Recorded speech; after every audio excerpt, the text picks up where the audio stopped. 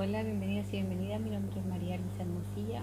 Pertenezco al Centro Psicosocial José Luis de Arte de la Escuela de Psicología de la Universidad del Biobío. En el video anterior hablamos sobre el autocontrol y gestión de las emociones en el mundo laboral. Habíamos hablado un poco de las habilidades generales para poder, estas nos ayudan a mantener un autocontrol emocional, como por ejemplo el control de la ira, que se da muy habitualmente en una empresa o en un entorno de trabajo. Dentro de estas habilidades generales que habíamos conversado en el video anterior, están enfocadas en tres niveles. Está el autocontrol cognitivo, también está el nivel de autocontrol fisiológico y también, y por último, el autocontrol conductual. En el autocontrol cognitivo hay que saber detectar y controlar los pensamientos que nos generan nosotros como una reacción a las distintas situaciones que nos vamos enfrentando día a día. Esta es una de las habilidades más importantes y por último y muy valiosas en el autocontrol emocional. Estos pensamientos pueden estar adaptados y ser coherentes con la realidad que estamos viviendo en nuestro entorno, con los que la emoción o sentimientos suscitados en este serán siempre adecuados, o por el contrario, pueden ser erróneos, distorsionados o con procesos que son totalmente equivocados, lo que traerá como resultado que nuestros eh, sentimientos sean como disfuncionales y contengan alteraciones emocionales. Si comenzamos a pensar negativamente sobre nosotros mismos o sobre una situación que estamos viviendo concretamente, comenzamos a producir cambios químicos a nivel cerebral y empezamos a sentirnos mal, nos sentimos tristes, inseguros, temerosos, etc. De esto podemos concluir que no son los acontecimientos los que provocan que uno se sienta de determinada manera, sino la interpretación que uno va haciendo de las situaciones concretas. Ante una situación, siempre se desencadena un procesamiento, es decir, un componente cognitivo, en este caso sería el pensamiento, que le da un valor o un significado a la situación que estamos viviendo y que ésta afecta directamente a cómo nos vamos a sentir luego de esta.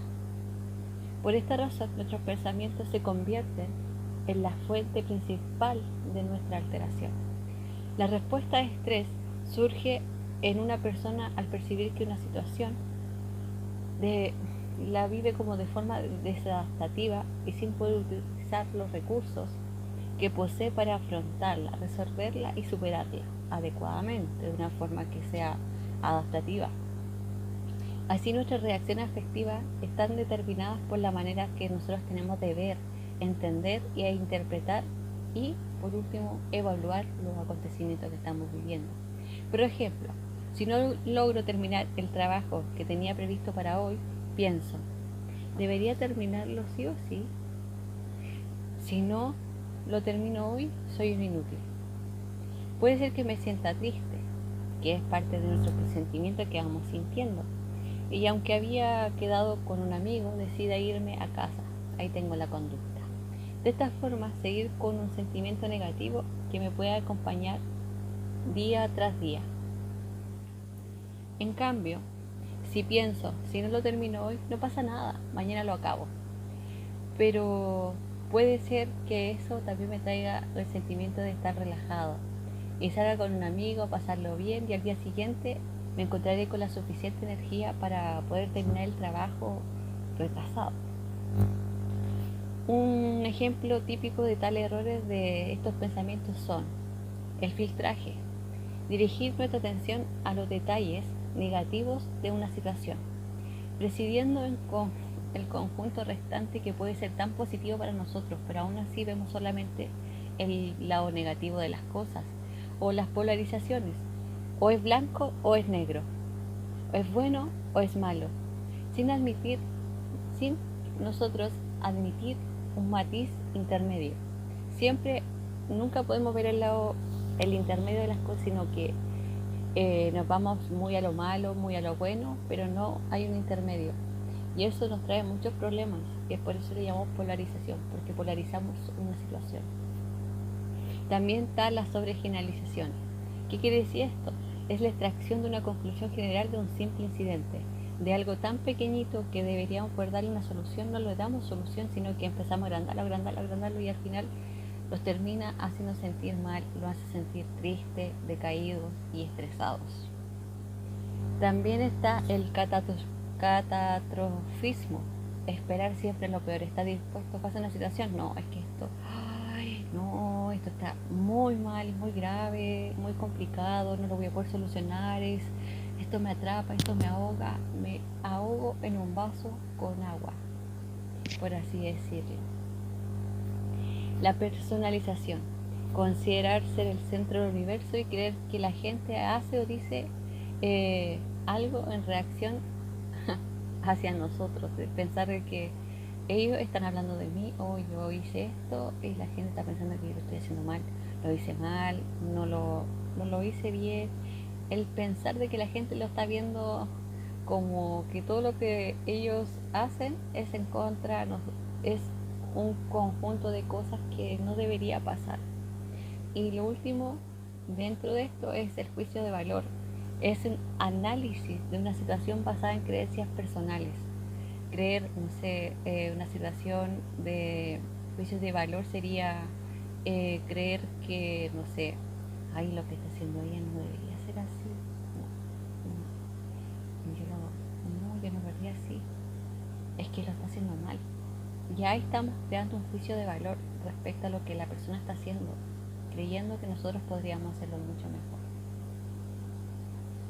Dentro de esto, después de lo que es el autocontrol cognitivo, está el autocontrol fisiológico. Este es otro componente de regulación emocional. Está totalmente basado en el control corporal, ya que la intensidad de los sentimientos que nosotros vamos viviendo día a día está estrechamente relacionado con la activación fisiológica que nosotros tenemos. O sea, ¿qué quiere decir esto? Si yo paso una situación, mi cuerpo empieza como tensa, me pongo a tensión, me tenso. Y eso no debería ser. Deberíamos aprender como a relajarnos. Entonces, bajo este punto del autocontrol fisiológico también está la relajación muscular y el control de la respiración, entre otros. Estos nos permiten regular los sentimientos que son producidos por la alteración y la intensidad que estamos viviendo de la emoción en el momento. Una persona se puede entrenar para controlar de forma consciente y voluntaria la respuesta fisiológica del cuerpo e inducir un estado de relajación y controlar su respiración en cualquier momento, lugar que esté viviendo la persona. Puede controlar su emoción a través de respirar, relajarse, pensar cosas buenas, y eso igual ayuda a que el cuerpo se relaje y ya no tenga esa tensión que tenía en determinadas situaciones que nos provocan alterarnos. Conseguir este dominio requiere de un entrenamiento adecuado y que también sea constante en el tiempo. La intensidad de la respuesta de relajación conseguida dependerá solamente y únicamente del nivel de desestresa que vas adquiriendo a medida que vas entrenando tu cuerpo a controlar las emociones. Y por último, tenemos el autocontrol conductual. La habilidad de autocontrol conductual están orientadas a modificar la práctica de una costumbre que se desea totalmente reducir o, por último, eliminar por completo. Hay varios pasos a seguir para entrenarse y en obtener el autocontrol real de la conducta y lograr modificar las consecuencias de los hábitos que no son deseados por nosotros.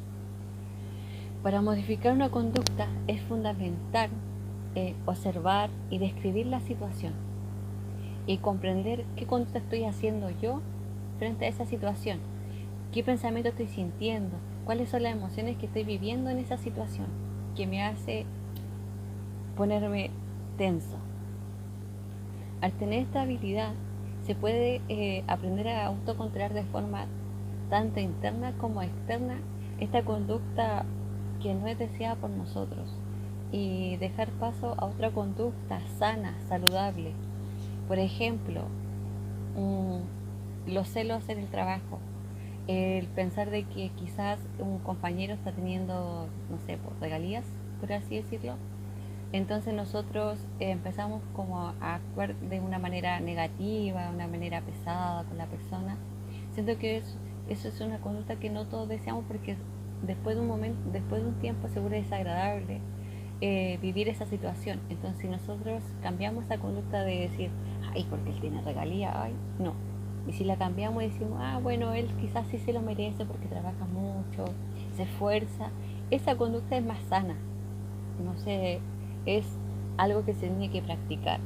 Todo lo que es el autocontrol, hablando de lo cognitivo, lo conductual, también lo fisiológico, se tiene que trabajar. Y bueno, para concluir, dentro de esto, las técnicas de autocontrol emocional son las herramientas que nos permiten reducir y eliminar eficazmente las tensiones que son totalmente internas, o sea, que están en nuestro interior, la alteración o las emociones que también son muy desagradables para nosotros. El lograr controlarlas a veces nos va a hacer sentir mucho mejor a nosotros mismos, con nosotros mismos. Nos va a beneficiar demasiado, sobre todo en el mundo laboral, en el mundo que nos requiere, que requiere como constantemente que nosotros estemos de alguna manera relacionándonos con otros. La capacidad de gestionar las emociones rara vez aparece de forma como espontánea, porque como le dije anteriormente, este requiere y necesita un entrenamiento que sea previo para alcanzar un buen manejo de las emociones, un buen autocontrol emocional. En mi experiencia como más personal, eh, creo que me ha demostrado que si nosotros somos capaces de entender y dominar las distintas técnicas como la es el mindfulness, la meditación, las técnicas de relajación, así como las diferentes técnicas de autocontrol, y estamos entrenándolas constantemente y las aplicamos en nuestro día a día, nuestra calidad de vida, nuestra satisfacción personal y nuestro bienestar personal, social, laboral y nuestra salud física, que también es demasiado importante, así como también la es la salud psicológica, que muchas veces se deja muy de lado, se incrementarían notablemente, se volverían, nuestra vida sería mucho mejor, nos sentiríamos más libres, más tranquilos, el poder dominar nuestras emociones, gestionarlas, sobre todo en un mundo donde estamos en constante movimiento, como lo dije, estamos en constante interacción con un otro. Sería súper bueno que aprendamos a gestionar nuestras emociones porque lo necesitamos. Entonces, esa es mi conclusión, que trabajemos en el autocontrol de nuestras emociones. Sabemos que este cambio no se va a dar de un día para otro, pero recuerde, Roma no se construyó en un día, requirió mucho más tiempo, pero fue un trabajo constante, que era día tras día, día tras día. Y yo, lo personal, creo que podríamos empezar a, a buscar esas técnicas y trabajarlas en un conjunto, de que nuestras emociones tengan un cambio, logren tener ese cambio que tanto queremos, para que podamos gestionar nuestras emociones de forma positiva y podamos vivir con mucho más tranquilidad y lleno de positividad, y nuestro trabajo no se ve afectado y nuestro entorno tampoco. Y, y, lo, y por último y lo mejor es que vamos a tener una vida más saludable. Y esto no solamente se va a aplicar en el mundo laboral, sino que se puede aplicar también en el día a día, en nuestra vida cotidiana, ya sea con nuestras relaciones laborales, relaciones sociales, relaciones familiares. El autocontrol nos beneficiaría no solo en un área, sino que en todas. Así que los dejo invitados para el próximo video. Me, me encantaría que pudieran gestionar bien sus emociones y me comenten qué tal le ha ido con el autocontrol de sus emociones en su mundo laboral. Espero estén muy bien, se cuiden, porque la pandemia aún está presente. Es importante cuidarse uno, cuidar al otro, y recuerden siempre, así, cuando piensen en el autocontrol y la gestión de las emociones en su mundo laboral, en su mundo social, en su mundo familiar, piensen siempre que es algo constante y que Roma no se construyó en un día.